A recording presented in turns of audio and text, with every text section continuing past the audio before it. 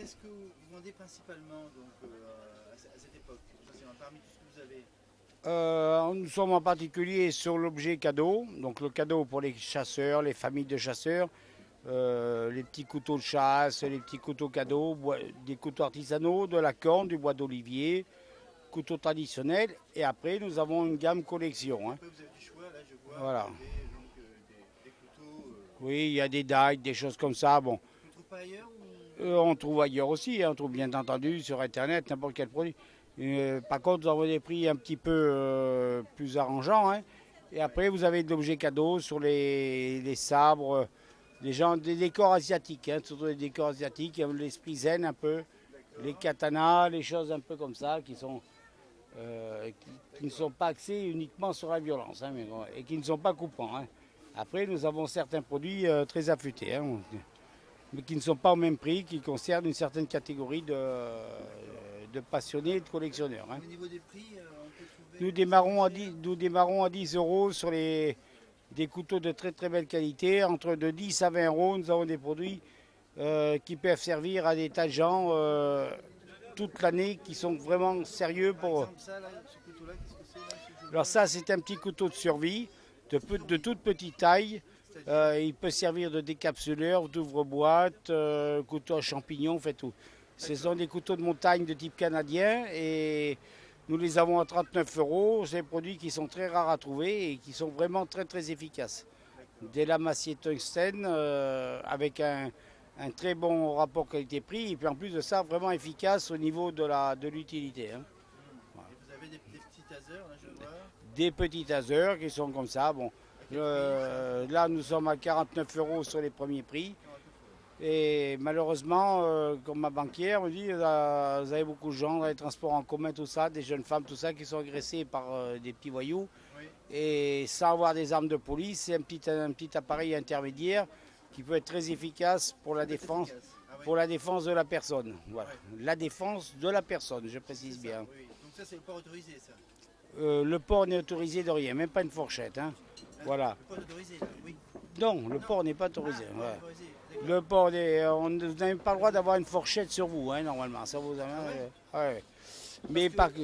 Dans les tramways, Dans les transports en commun, il y a beaucoup de gens qui sont très, comme je dirais, très chauds et qui agressent les jeunes femmes, les jeunes femmes et qui sont, par exemple, chez ma banquière, une très jeune femme, elle a toujours un gars qui l'emmerde. Et alors donc, une petite secousse comme ça, bon, allez, ça va pas tuer la personne, mais ça va décourager ça va décourager voilà, la personne. Vous dites que le port n'est pas autorisé, mais pourtant, Oui, mais alors, voilà, il y a un paradoxe, il y a un problème. il y a un paradoxe. Malheureusement, la loi française est comme ça. Hein. Comme aux États-Unis, on dit si les armes sont hors la loi, il n'y aura que les délinquants qui auront des armes. Hein, voilà.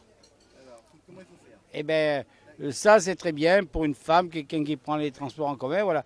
C'est un petit appareil utile, comme les commerçants. J'ai beaucoup de collègues à moi qui sont fait agresser dans des. Pas plus que Nice CNL. C'est sortir de la camionnette. Heureusement que le gars avait la ceinture. Sinon, s'il n'avait pas la ceinture de sécurité sur lui, il était sorti dehors de sa camionnette avec une tête au carré. Et heureusement qu'il avait la ceinture. Je veux dire, tout le monde n'est pas gentil, tout le monde n'est pas bien. Voilà, mais ça, c'est un petit appareil qui est bien, par exemple, pour une femme qui prend les cars, les trains, les trucs comme ça. C'est pas dangereux, non? Non, mais non, ça fait une petite secousse électrique, c'est pas les matériels de police, attention. Ça peut décourager quand même. Ça décourage automatiquement, ça c'est sûr. Voilà. Même si la personne est assez costaud. Oui, un homme de 100 kilos, et c'est une secousse électrique très et c'est psychologique parce qu'une fois que vous avez pris l'électrode, vous a tétanisé, vous ne touchez plus, c'est psychologique, hein, voilà. D'accord, et ça marche à pile. Ça marche avec des petites piles, hein, voilà. D'accord. Vous n'avez pas des plus puissants. Non, on ne le fait pas. Après, c'est matériel de police, de gendarmerie, donc on n'est pas dans cette catégorie-là. Hein, voilà. Vous ne les vendez pas. Non, j'en ai pas, j'en ai vends pas. Non. Ok. C'est vrai que tout ce qui est là, en fin de compte, là c'est un couteau en forme de balle aussi. Oui, c'est des décorations, c'est très belle. Voilà. C'est engagé. Et Voilà. c'est efficace quand même.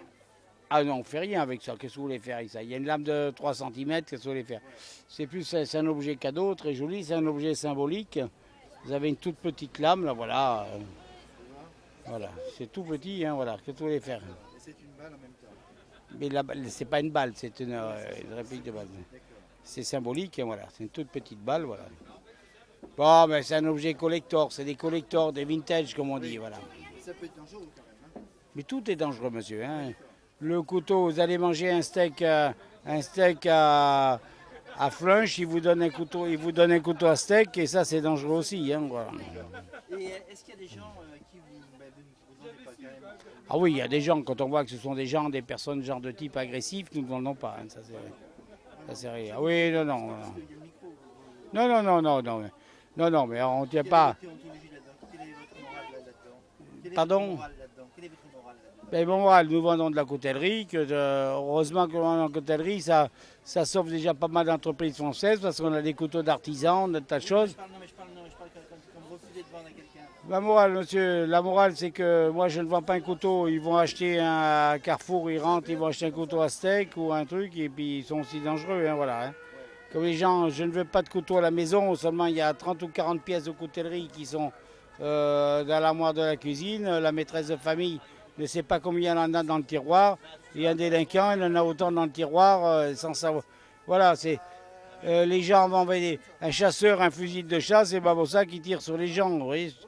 Un chasseur a un fusil, il ne tire pas sur les gens. Les pêcheurs, ils ont des harpons, c'est pas pour ça qu'ils harponnent les voisins. Voilà.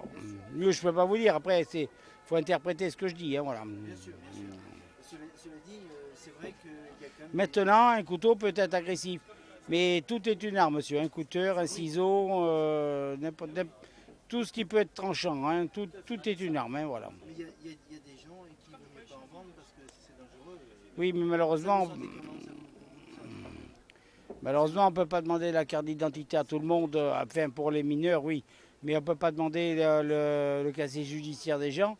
Et la vente d'armes blanches est libre. Donc on ne va pas empêcher un majeur d'acheter un couteau. C'est pas une arme à feu, c'est pas une arme. Même si vous sentez que personne peut agresser. La pédagogie du métier fait qu'on essaye de respecter, mais malheureusement, on ne sait pas. Et puis ça peut être une personne très bien avec un costume cravate 3 pièces. Eh bien, on n'est pas évident, on n'est pas psychologue. On essaye d'être un peu psychologue.